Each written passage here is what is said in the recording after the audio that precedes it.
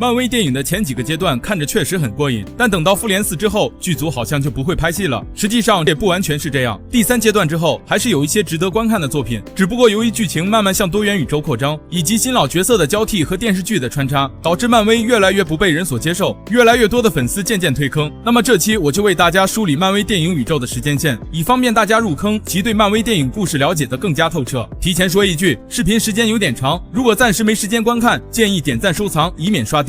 那么话不多说，马上开始正片。早在1万年之前，那时宇宙都还未成型，但却已经有了实力成谜的天神组。之后天神组阿里瑟姆发出了一颗巨大的能量球，导致太空中发生了一场大爆炸，从而诞生了宇宙中的各个星体和生命。在这个过程中，6个基点熔铸成了6颗无限宝石，散落在宇宙各处，它们分别是时间宝石、空间宝石、现实宝石、灵魂宝石、心灵宝石、力量宝石。天神组为了让自己的种族扩张，在全宇宙不同的星球上秘密播种了天神种子。当这些星球上的生命体能量达到要求后，天神种子就会神现，之后这个星球就会彻底毁灭。到了公元前8000万年，星球一哥出现了，他诞生出了自己的意识，并开始向外扩张，想要称霸宇宙。公元前几百万年，一颗由震金构成的陨石坠落在了非洲瓦坎达，陨石释放出了大量辐射，使得周围植物发生了变异，出现了一种能够赋予人类强健体魄的植物，名叫新型草。公元前1万年，在瓦坎达生活的几个部落不断的内斗，直到有一天黑豹女神巴斯特出现，指引了一位战士发现了新型草，获得强化的战士成为了第一代黑豹，统领了其他部落，成了瓦坎达的第1任国王。在之后的日子里，瓦坎达开发了震金，并渐渐成为了世界上最先进的国家。但随着瓦坎达的发展，遭来了其他国家的眼红，使得战乱频发。瓦坎达国王为了人民着想，决定从此封闭国家，与世隔绝。公元前5000年，为了消灭阻碍自己发展的变异族，天神组创造了永恒族，派他们到地球上消灭变异族，还让这些永恒族帮助人类发展，以便新天神提亚姆早日诞生。公元前3000年左右，众神之父奥丁出生，之后青年奥丁击败了索尔特尔，获得了神器永恒之火。公元前2500年左右，以马勒基斯为首的黑暗精灵们企图用以太粒子让整个宇宙笼罩在黑暗里，但被奥丁的父亲博尔率领着阿斯加德军队给阻止。在博尔死后，奥丁继承了王位，并生下了自己的第1个孩子海拉。有了海拉的帮助，奥丁率领的阿斯加德军队所向披靡，很快统一了9界。但后来奥丁发现战争并不能带来真正的统一，于是他选择用和平的方式管理9界。但海拉可是死亡女神，怎么可能停下杀戮？她野心勃勃，甚至想要夺取王位。奥丁便派出了女武神军团阻止她，奈何海拉实力太强，女武神中除瓦尔基里外全军覆没。于是他逃到了萨卡星，选择忘记这段过去。至于海拉，则是被奥丁亲自囚禁，并将与他有关的一切信息全部隐藏。公元前964年，雷神索尔出生。公元前965年，冰霜巨人想用寒冰之匣冰封整个地球，但最终被奥丁击退。在战场上，奥丁发现了劳菲的儿子洛基，并收留了他，希望他能成为维护双方和平的关键。公元前1000年左右，文武获得了能赋予他强大力量和长生的十环，之后他建立了十环帮，征服了无数国家和土地。时间来到1917年，巴基和霍华德·斯塔克在这一年出生。1918年，史蒂夫·罗杰斯出生。1921年，佩姬·卡特出生。1940年，约翰注射了超级血清，但由于当时的血清还处于实验阶段，导致他变成了红骷髅。1942年，红骷髅找到了宇宙魔方，并用宇宙魔方打造了一支高科技军队。1943年，史蒂夫参加了超级士兵项目，注射了超级血清，身体机能获得大幅强化，自此他成为了美国队长。1949年，在追剿九头蛇的任务途中，巴基摔下山崖，但他却没有死，而是被九头蛇找到，并被洗脑改造成冬日战士。美队继续追捕红骷髅，两人在飞机上大战，眼见不敌，红骷髅拿起宇宙魔方，想借用宇宙魔方的力量战胜美队，但却被意外传送到了沃米尔星，成为了灵魂宝石的守护者。也因为他们的战斗，飞机即将失控坠毁。为了避免造成更多伤亡，美队驾驶着飞机迫降在了格陵兰岛，被冰封了70年。1949年，霍华德和佩姬创立了神盾局，佐拉博士也被招募进了神盾局，于是他在神盾局内部复活了九头蛇。1950年，尼克·弗瑞出生。1964年，惊奇队长出生。1965年，安东·万科与霍华德·斯塔克一起研发方舟反应堆，但在1967年，安东·万科被指控间谍罪名，被驱逐出境。在他死后，他的儿子伊万·万科觉得是霍华德害得他家破人亡，这也导致后来的他化身边锁来向钢铁侠复仇。在1968这年，战争机器罗德和绿巨人布鲁斯·班纳出生。1970年，托尼·斯塔克出生。1973年，霍华德·斯塔克录制了未来之城的介绍视频，并在模型中埋藏了完善反应堆的信息。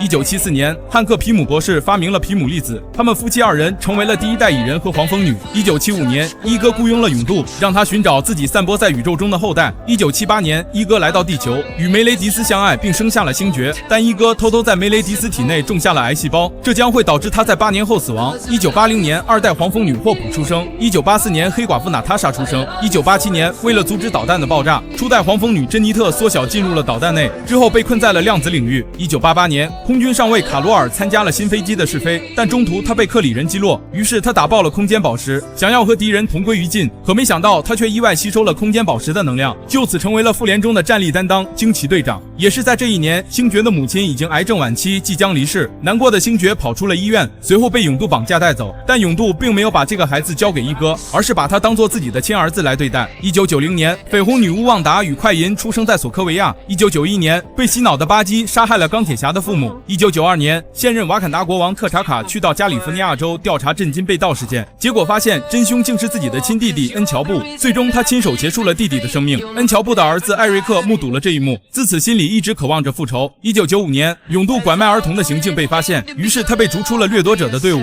与此同时，鲸队因为追捕斯科鲁人而回到了地球，他还与刚升职成神盾局局长的尼克弗瑞相遇了，他们一起阻止了斯科鲁人入侵地球，但经过了解，他们发现原来克里人才是这一切的幕后黑手。随后鲸队击退了克里人，救下了一群斯科鲁难民，并和弗瑞承诺会为他们寻找一个新家园。尼克弗瑞也是在这时看到了鲸队飞机上的复仇者字样，于是有了创建复仇者联盟的想法。也是在这段时间，一直致力于维护宇宙平衡的灭霸来到了泽霍贝里星，他对外宣称说是杀掉了一半的人，保证了星球的可持续发展，并在这里收养了年幼的卡魔拉。可我们后来在卡魔拉的资料上可以看到，灭霸实际上是将整个星球的人全部杀掉了，卡魔拉是整个族群的最后幸存者。此后灭霸又在星际旅程中收养了星云。1996年，文武将目光转向了隐蔽的塔罗，想要获取其中蕴含的神秘力量，但却认识了应力，并与他生活在了一起，生下了上汽和夏灵。1999年，斯塔克工业的炮弹袭击了索科维亚，致使旺达和快银失去了父母，并让他们种下了向斯塔克复仇的种子。2005年，布鲁斯班纳受到辐射变异，成为了绿巨人浩克，因此受到军方的追捕，班纳只得隐藏身份，学习控制自己的情绪。2008年，黑寡妇用炸弹袭击了红房子的主人德雷科夫，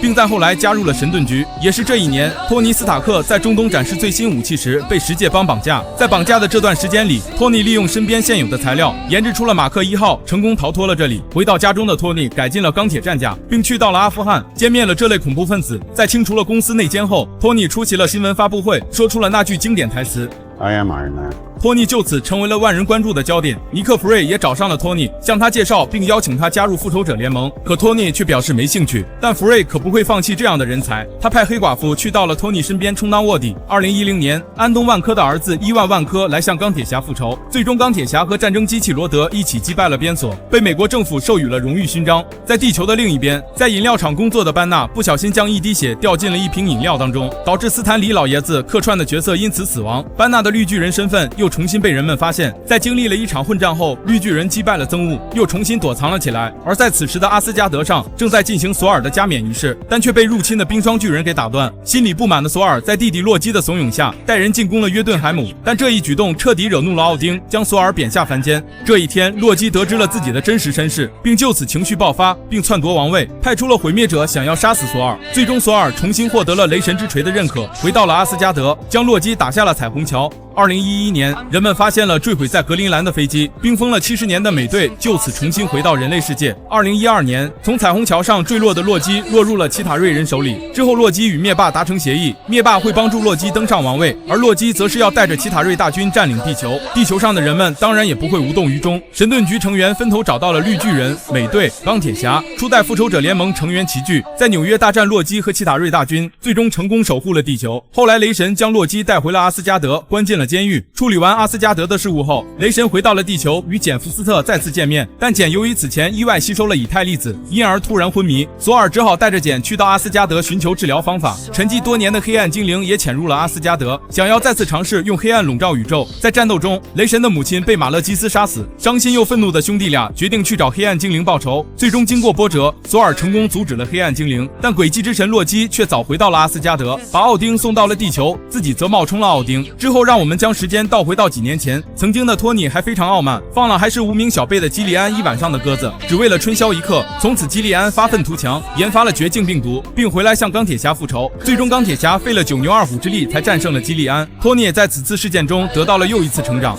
2014年，美队锻炼时结识了退伍老兵猎鹰，之后美队和福瑞发现九头蛇对神盾局的渗透，于是美队连同黑寡妇和猎鹰在福瑞的计策下捣毁了神盾局中的九头蛇。在这过程中，美队还发现自己的好兄弟巴基竟然没死，而是被洗脑改造成了冬兵。在此时的太空中，星爵偷走了力量宝石，并想在山达尔星上卖掉宝石。火箭浣熊和格鲁特也来到这儿寻找被通缉的星爵。奉灭霸之命而来的卡魔拉也找到星爵，想要抢回宝石。随即几人扭打在一起，最终被一锅端。在监狱中，他们认识了毁灭者德拉克斯，知道了他们有个共同的目标。随即初代银河护卫队组建完毕，众人越狱前往虚无之地。罗南和星云也盯上了这伙人，去到了虚无之地。罗南也成功抢到了力量宝石，并想用宝石称霸山达尔星。最终星爵依靠优美的舞姿成功击败了罗南，银河护卫队就此成名。在这过程中，成年格鲁特为了保护众人而牺牲了自己，好在火箭捡起了一根断枝，重新培养出了小格鲁特。之后至高星人雇佣了银河护卫队，消灭吃电池的阿比利斯克，在领赏时见到了被绑的星云，于是将他带走。之后一哥和螳螂女找到了银护一行人，星爵等人就搭上了飞船去到了一哥星，只留下火箭和格鲁特在这里修理飞船。但由于火箭之前在至高星顺走了一些电池，因此大祭司阿耶莎找到了勇度，雇佣他去抓回银河护卫队。勇度的舰队也成功抓到了留守的火箭，可是由于勇度想保护星爵的私心，遭到了下属的背叛，最终勇度和火箭一起被关进了监狱。还好有小格鲁特和克拉格林的帮助，勇度剿灭了这些反派的手下。随后勇度也发现火箭是和自己一样苦命的人。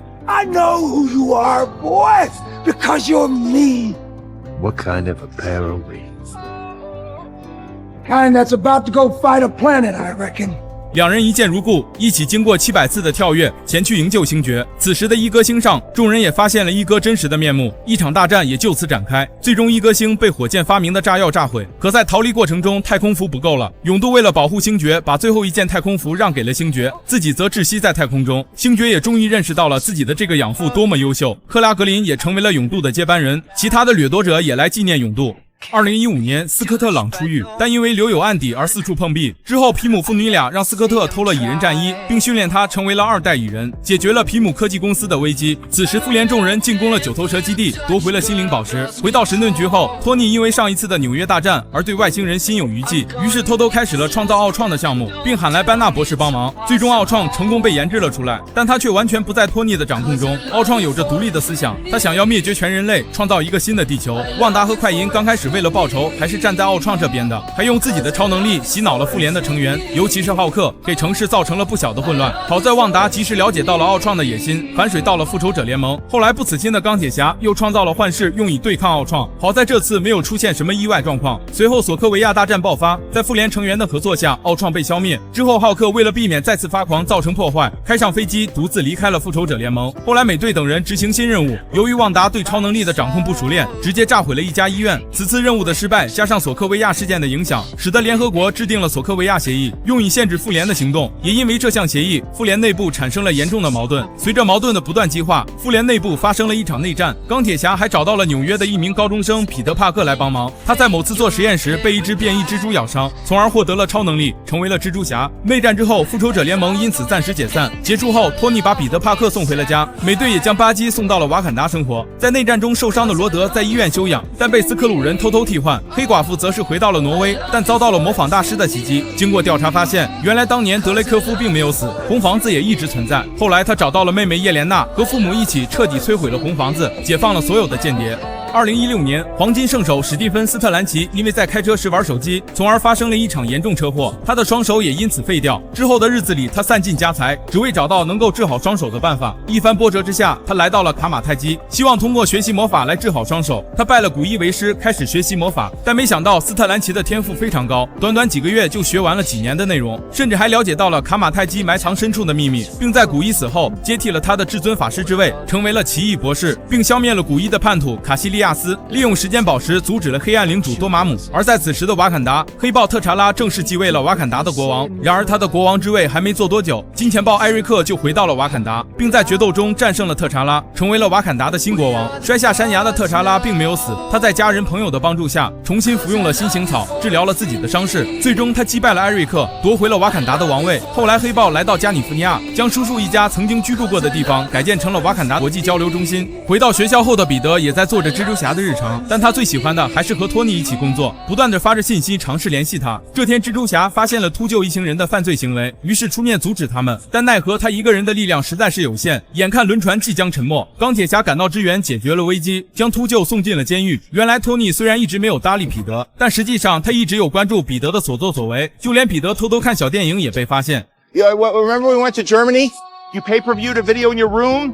They didn't list the titles, but I could tell by the price it was an adult film at the front desk, and you didn't know how I knew? Okay, fine, it's you, stop! 托尼也认可了这个蜘蛛侠，并带他来到复联基地，邀请他加入复仇者联盟，但彼得却婉拒了这个邀请。2017年，雷神大战苏尔特尔，并击败了他，获得了苏尔特尔的头骨。等他回到阿斯加德后，发现原来这个奥丁一直是弟弟洛基假扮的，随即和他一起来到了地球寻找父亲，最终在挪威找到了奥丁。但此时的他即将走到生命的尽头，死亡女神海拉也再度归来，实力强大的他轻而易举就捏碎了索尔的雷神之锤，并将两兄弟打入太空，调到了萨卡星。在这里，索尔找到了出逃的浩克，并发现了当年幸存下来的女武神瓦尔基里。索尔也通过海姆达尔的眼睛看到了海拉在阿斯加德的所作所为，于是带上队友回到阿斯加德阻止海拉。但海拉的能量来源于阿斯加德，实力无比强大，轻轻松松就打下了雷神的一只眼睛。即便索尔觉醒了雷神之力，也不敌海拉。无奈之下，索尔只能用永恒之火复活了苏尔特尔，让他来对付海拉，和阿斯加德也就此毁灭。之后，索尔带着子民移居新家园，但不幸的是，中途他们遇上了灭霸。此时的灭霸已经摧毁了山达尔星，拿到了力量宝石，又从洛基手里拿到了空间宝石，并杀掉了洛基。海姆达尔用最后一口气将浩克传送到了地球，让他通知复仇者们灭霸来袭的消息。实力强大的灭霸轻易就杀掉了阿斯加德的一半人口，只留下了女武神和其带领的一部分人在地球上建立了新阿斯加德。另一边，在宇宙中航行的银河护卫队收到了一条求救信号，等他们赶到的时候，只看到了一片惨状，只有身体素质强大的索尔还存留了一口气。之后，索尔、火箭和少年格鲁特去找矮人王打造新武器，其他人则是去到虚无之地保护现世宝石。然而他们来晚了，灭霸已经拿到了现世宝石。之后灭霸献祭了卡魔拉，获得了灵魂宝石。另一边，浩克调到了奇异博士的家里，并向他说了灭霸的事。之后奇异博士找到了最近的钢铁侠，准备和他一起商讨后续，但中途就遭遇乌木猴和黑矮星。不远处的彼得帕克也蜘蛛感应触发，化身蜘蛛侠赶到了现场支援。但令众人没想到的是，乌木猴的法术竟然比奇异博士还要强。乌木猴很轻松的就将携带有时间宝石的奇异博士绑上了飞船，钢铁侠和蜘蛛侠也一起跟着上了飞船。此时还在地球上的其他复仇者一起在复联基地会合，幻视提出要阻止灭霸，他要牺牲自己以摧毁无限宝石。于是众人来到了地球上科技最发达的瓦坎达，让特查拉的妹妹苏瑞想办法摧毁心灵宝石。视角回到乌木猴的飞船，钢铁侠和蜘蛛侠利用大气压强原理将乌木猴吸入了太空中。之后他们三人继续前往泰坦星，想要杀死灭霸。等他们到了泰坦星后，碰到了赶来的银河护卫队，在得知了是友军后，星爵想出了一个制服灭霸的计划，只等灭霸到来。而星爵的这个计划也十分有效，灭霸果然被众人控制住了。就在即将要取下灭霸的手套时，重感情的星爵得知了卡魔拉的死，因而情绪爆发，一拳打醒了灭霸。之后有无限宝石加持的灭霸战胜了泰坦星上的众人。就在灭霸即将杀掉钢铁侠时，奇异博士赶紧求饶，他主动交出了时间宝石，以求灭霸留钢铁侠一命。因为此前他利用时间宝石看到了此次战役的1400万种结果，知道了钢铁侠是唯一一次胜利的关键。在获得时间宝石后，灭霸已经收集了5颗无限宝石，只差1颗幻视头上的心灵宝石。于是他传送到了瓦坎达收集最后的心灵宝石。与此同时，雷神一行人也找到了矮人王，请他帮忙打造新的武器。经过索尔用命启动了机器，矮人王也是成功打造出了暴风战斧。索尔重获雷神之力，直接满血复活，并用战斧开启了彩虹桥，传送到了瓦坎达战场。最后两方势力齐聚瓦坎达，最终的大战爆发。可幻视头上的宝石还没有取下来，于是幻视请求旺达将自己和宝石一起摧毁。旺达也是忍痛摧毁了宝石，但万万没想到，灭霸利用时间宝石扭转了时间，顺利从幻视头上拿到了宝石。自此，6颗无限宝石全部集起，灭霸获得了无与伦比的能量。正当他缓冲之时，雷神一斧子劈进了灭霸的胸膛，但是他劈歪了，没有一击毙命灭霸。最终灭霸还是打出了响指，宇宙中的一半生命瞬间消失了。尼克·弗瑞在朔灭的最后一刻给鲸队发送了讯息。在这一切发生的同时，皮姆博士一家研发了量子通道，希望能将珍妮特从量子领域中带回来。最终皮姆博士成功做到了，他们一家人又团聚在了一起。在这过程中，霍普还成为了2代黄蜂女。最后蚁人想要再次去到量子领域收集治愈粒子，但此时因为灭霸的响指，皮姆博士一家全部朔灭，蚁人也因此被困在了量子领域。之后泰坦星上仅存的钢铁侠和星云修好了飞船，离开了泰坦星，但由于飞船能源枯竭，他们即将困死在太空中。这时鲸队出现了，将他们带回了地球。回来后的钢铁侠由于遭受到了打击，于是不愿再参加这些是非，只想和家人平静地过日子。之后复联众人在另一颗星球上又一次探测到了无限宝石的能量，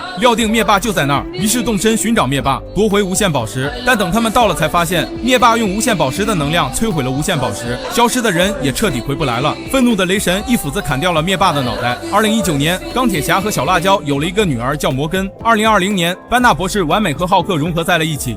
朔灭事件的5年后，也就是2023年，一只老鼠意外放出了量子领域中的蚁人。在了解世界的变化后，他也顿悟了破局的关键。他找到了复联众人，向他们讲述了其中的原理。之后，钢铁侠造出了时间机器，于是他带着时间机器回到了复仇者联盟。各位复联成员再次齐聚，分头穿越回了过去寻找无限宝石。钢铁侠、美队、浩克、蚁人穿越回了2012年的纽约。浩克在古一那里拿到了时间宝石，学乖了的美队在电梯内轻易地骗走了心灵宝石，然而空间宝石却被洛基传送带走。无奈之下，钢铁侠和美队只能再次穿越回1970年，从当时的神盾局获取空间宝石。在这里，托尼再次见到了自己的父亲，美队也又一次看到了佩吉卡特。再看到其他成员，索尔与火箭穿越到了2012年的阿斯加德，他们顺利的拿到了现实宝石。索尔临走之前还顺走了这里的雷神之锤。黑寡妇和鹰眼这边则是去到了沃米尔星，最终寡姐牺牲了自己，让鹰眼带回了灵魂宝石。战争机器罗德和星云穿越到了2014年，碰到了正在偷宝石的星爵。罗德在亲眼见识到了星爵的尬舞之后，也做出了如下评价。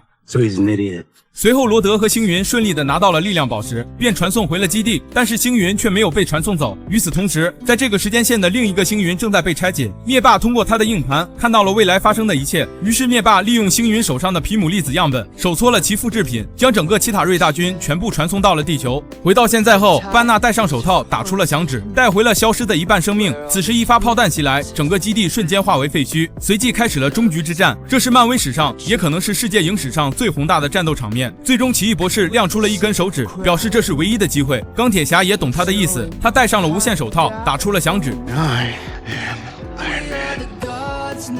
消灭了灭霸的大军，守护了地球的和平。之后，美队将各个物品送回了原本的位置，并与佩姬过上了幸福的生活。等再在现代看到他时，美队已经变成了一位白发苍苍的老人。美队也顺势将盾牌传给了猎鹰，让他担任下一任美国队长。终局之战结束后，尼克·弗瑞本人前往了天剑局基地，参与建设外星防御工程，让塔洛斯在地球上假扮自己处理事务。回到正常生活的彼得·帕克参加了学校组织的旅游，还收到了托尼为他留下的智能眼镜。有了这个眼镜，就能接管整个斯塔克工业的攻击防御系统，还能穿过他人的网络防火墙，获取更多的信息。之后在他们旅途中遭遇了风火水土4大元素怪物，好在新出现了一位超能力者神秘客，由他消灭了这些怪物。可这一切都只是神秘客虚构出来的，目的只是为了骗取他的眼镜。天真的彼得还真的将眼镜交给了他，直到后来彼得才发觉上当。最后彼得找到哈皮帮忙，并最终击败了神秘客，阻止了危机。但神秘客竟然掌握了舆论资源，并把蜘蛛侠的真实身份公之于众。至此，漫威电影宇宙的前3个阶段全部结束。由于篇幅原因，剩下的第4、第5阶段我将会在下一期视频中再讲解。视频制作不易，还请小伙伴们多多支持。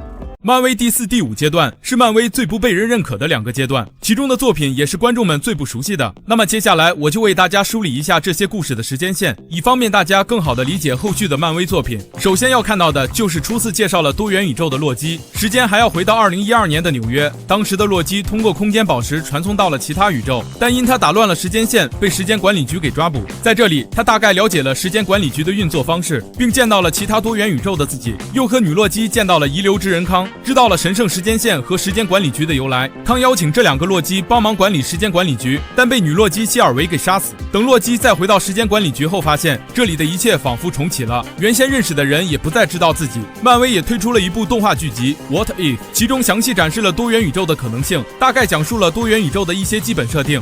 还是看到2012年的纽约，视角来到小女孩凯特的家中，她的家被炸出了一个大窟窿。凯特也是在这个时候看到了鹰眼的飒爽英姿。时间回到现在，此时的鹰眼已经远离了世间的是非，成为了一个普通人与家人在一起，但因为一场突如其来的爆炸，使他不得不再次面对过去的自己和有关的人。最终鹰眼等人与过去的自己和解，凯特和叶琳娜也分别成为了2代鹰眼和2代黑寡妇。再看回到2024年，美队将盾牌交给了猎鹰，希望他担任下一任的美国队长，但猎鹰觉得自己不配，就把盾牌上交给了国家。但美国政府为了稳固招牌，竟然偷偷搞出了一个美国队长。然而这个新美国队长一点也不称职。随后猎鹰与巴基一起阻止了这个新美队，并粉碎了居心叵测的碎骑者组织。猎鹰也终于决定接任美国队长的职位。而在此时的纽约，在蜘蛛侠的真实身份被曝光之后，连同他身边的朋友一起，升学都受到了影响。于是彼得找到了奇异博士，请他帮忙施一条咒语，让所有人忘记彼得·帕克就是蜘蛛侠这件事。但在奇异博士发动咒语时，遭到了彼得的不断干扰，因而咒语出现了一些小状况，导致其他宇宙的角色全部传送到了这个宇宙。梅姨也死在了传送来的绿魔手上，3代蜘蛛侠也第一次同框。经过了这件事，彼得也得到了成长，他让奇异博士重新施了一个咒语，这下彼得·帕克真正从人们的记忆里消失了。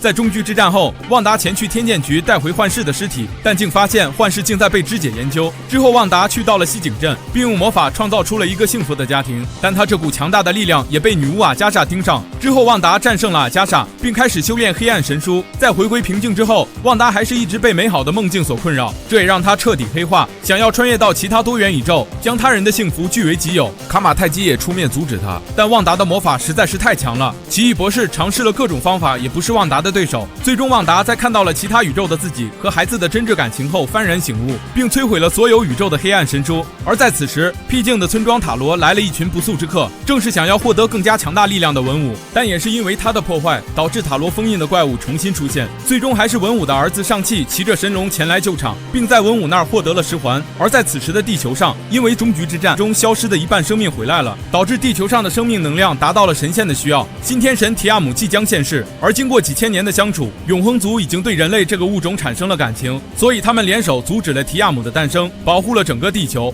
2025年，黑豹特查拉因病去世，不能接受的苏瑞一直在尝试研制新型草，以求能够带回特查拉。同时，因为特查拉之前已经将瓦坎达公开与世界分享，因此多了许多想要偷取震惊的团体。加上新出现了一个反派纳摩，想要攻占大陆。之后，苏瑞找到了瑞瑞帮忙，瑞瑞成功造出了战甲，苏瑞复刻的新型草也终于成功，使他成为了新一代黑豹。最终，苏瑞战胜了纳摩，并约定以后和平共处。这一天，班纳正在和他的表妹珍妮弗驾车出行，却突然碰到了外星飞船，导致车子摔下山坡。在珍妮弗将班纳从汽车内拉出来时，班纳的血液滴进了珍妮弗的伤口，使她变成了女浩克。最神奇的是，她竟能打破次元壁，直接和观众和漫威负责人对话。在地球的另一边，斯蒂文发现了自己体内隐藏的多重人格，并被卷入了关于埃及众神的纷争，成为了月光骑士。在此时的新泽西州将要开展一场复仇者联盟展，这是今年规模最大的粉丝活动。有一位女孩叫卡马拉，她是复联的忠实粉丝，尤其喜欢惊队这个角色，于是她戴上了外婆寄来的手环，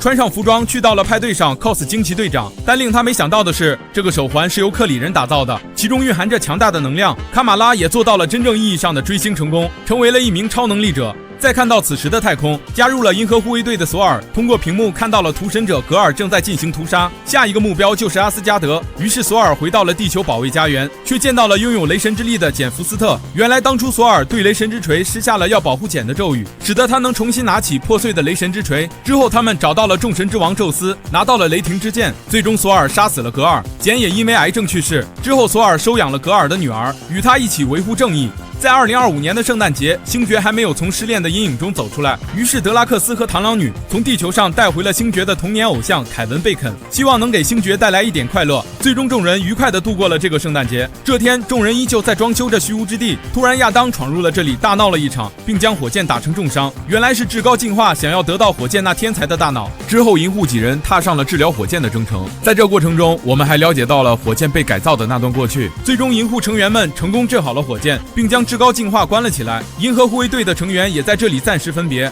在此时的地球上，蚁人的女儿凯西出狱之后，他造出了一个亚原子哈勃望远镜，结果导致他们全家都被吸进了量子领域。在这里，他们了解了征服者康的野心，并最终粉碎了他的计划，重新回到了现实世界。2026年，在地球上生活了几十年的斯科鲁人，因为迟迟等不到福瑞兑现承诺，于是决定反客为主，成为地球的新主人。他们暗中替换了许多国家政要，在世界各地实施了多起恐怖袭击，但最后在福瑞的计划下，让塔罗斯的女儿加雅融合了复联中各个超能力者的 DNA， 使其获得了强大的战斗力，战胜了反派斯科鲁头子格拉维克。好了，以上就是第4阶段和第5阶段目前为止所有的作品大概时间线，希望能对你有所帮助。视频制作不易，还请多多点赞支持。